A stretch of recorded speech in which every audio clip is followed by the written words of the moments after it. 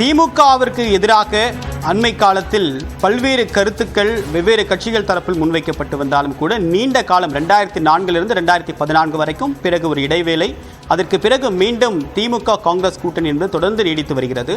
இந்த கூட்டணி தொடர் தேர்தல் வெற்றிகளை ஈட்டி வரக்கூடிய நிலையில் அண்மை காலத்தில் அமைச்சரவையில் பங்களிப்பு, பல்வேறு சட்ட ஒழுங்கு பிரச்சனையை காரணம் காட்டி விமர்சிப்பது என்பது போன்ற வெவ்வேறு மாற்று கருத்துக்கள் என்பது காங்கிரஸ் முகாமில் இருந்து வருகின்றன. எதிர்காலத்தில் காங்கிரசுடைய நிலை என்ன, மீண்டும் காமராஜர் ஆட்சி போன்ற கட்சியை வளர்க்கக்கூடிய கருத்துக்கள் என்பது அந்த கட்சி நிகழ்ச்சிகளில் பேசப்பட்டாலும் கூட இது கூட்டணிக்குள் அவ்வப்போது சில உரசல்களையும் ஏற்படுத்தி வந்தது. இந்த நிலையில் மறைமுகமாக இந்த இரண்டு கட்சிகளுக்குள்ளேயே ஒரு மாற்று கருத்து ஏற்பட்டிருப்பதாக ஒரு தகவல் வெளியாகியிருக்கிறது. தற்போது மூத்த பத்திரிகையாளர் திரு ஜென்ராம் நம்முடன் நேராக பேசலாம். சார் வணக்கம். வணக்கம். திமுக காங்கிரஸுக்கு இடையே ஒரு கருத்து வேறுபாடு என்பது ஏற்பட்டிருக்கு.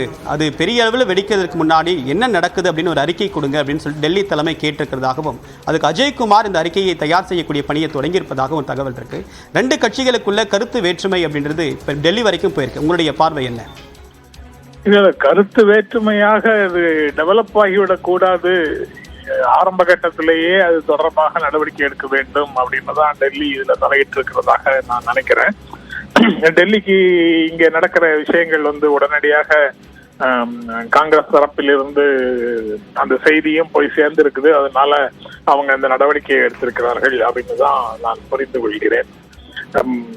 ஏன்னா இத வளர விட்டா 1991 அதிமுக காங்கிரஸ் கூட்டணி இதே மாதிரிதான் காங்கிரஸ் கட்சி ராஜீவ் காந்தியினுடைய படுகொலை நடந்ததுனாலதான் அதிமுக ஆட்சிக்கு வர முடிந்தது, இவ்வளவு பெரிய வெற்றியை பெற்றோம் அப்படின்னு எல்லாம் காங்கிரஸ்காரர்கள் சில இடங்கள்ல பேசியதனுடைய விளைவாக ஜெயலலிதா அந்த அவங்களுடைய படுகொலை, ராஜீவ் காந்தியினுடைய படுகொலை காரணம் இல்லை, நாங்களே தனியாக ஆட்சிக்கு வந்திருக்கோம் அப்படின்னு அவங்கள பதில் சொல்ல வச்சது. அதுக்கப்புறம் அது அப்படியே பெரும் மோதலாக ரெண்டு பக்கமும் மாறி போச்சு.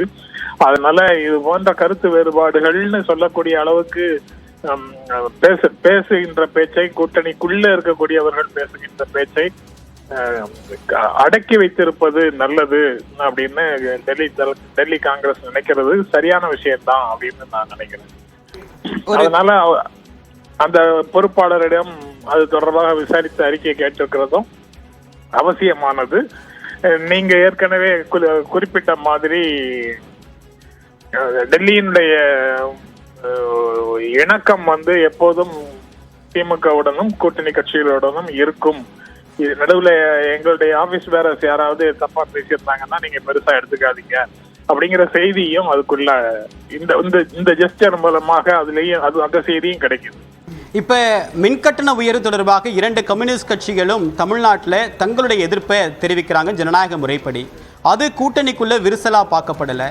ஆனால் தங்களுடைய கட்சி வளர்க்க தொடர்பாகவே காங்கிரஸ் மேடைகளில் பேசக்கூடிய தலைவர்கள் பேச்சு, எதிர்காலத்தில் என்ன இலக்கு அப்படின்றது காங்கிரஸ் தலைவர்கள் பேசின பேச்சு அப்படின்றது ஏன் இந்தியா கூட்டணிக்குள்ள திமுக காங்கிரஸ் ஸ்பிளிட் மாதிரி பேசப்படுது? இது ஏன் அப்படி ஒரு டேர்ம் கொடுக்கப்படுது? யாரு கொடுக்கிறது?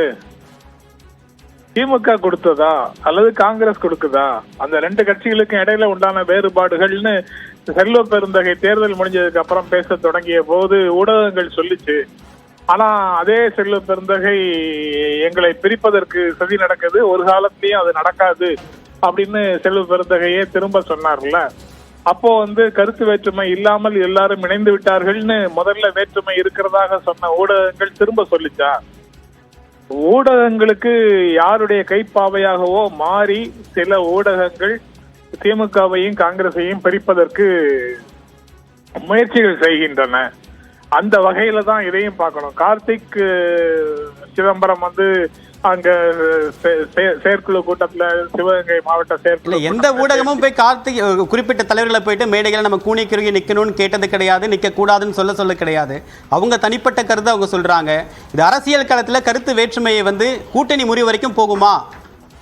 கூட்டணி முறிவு வரைக்கும் போகாது. கூட்டணி முறிவு வரைக்கும் போகணும்னு ஊடகங்கள் விரும்புகின்றன, சில ஊடகங்கள் விரும்புகின்றன.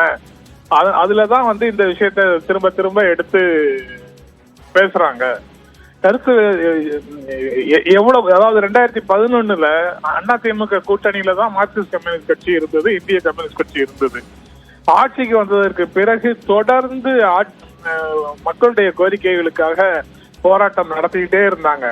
அப்போ அதிமுகவுக்கும் மார்க்சிஸ்ட் கம்யூனிஸ்ட் கட்சிக்கும் இடையில பெரிய வேறுபாடு இருக்கு, அரசை விமர்சிக்கக்கூடிய போராட்டங்களை மார்க்சிஸ்ட் நடத்துறாங்க அப்படின்னு ஊடகங்கள் சொல்லல.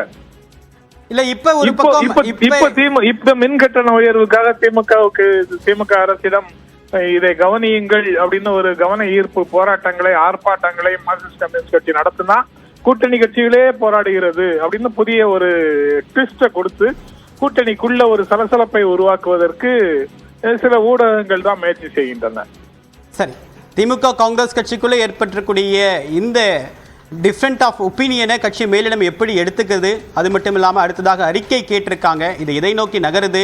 நாடாளுமன்றத்தில் நடைபெறக்கூடிய இந்த போராட்டத்தில் இந்தியா கூட்டணி எம்பிக்கள் ஒருங்கிணைந்து செயல்பட்டாலும் கூட மாநில அளவில் ஏற்பட்டக்கூடிய இந்த விவகாரம் அப்படின்றத எப்படி எதிரொலிக்க போகுது அப்படின்ற பொறுத்திருந்து பார்க்கலாம். உங்களுடைய கருத்துக்களுக்கு மிக்க நன்றி திரு ஜென்ராம். ஒரு சிறிய இடைவேளைக்கு பிறகு மற்ற செய்திகளை பார்க்கலாம்.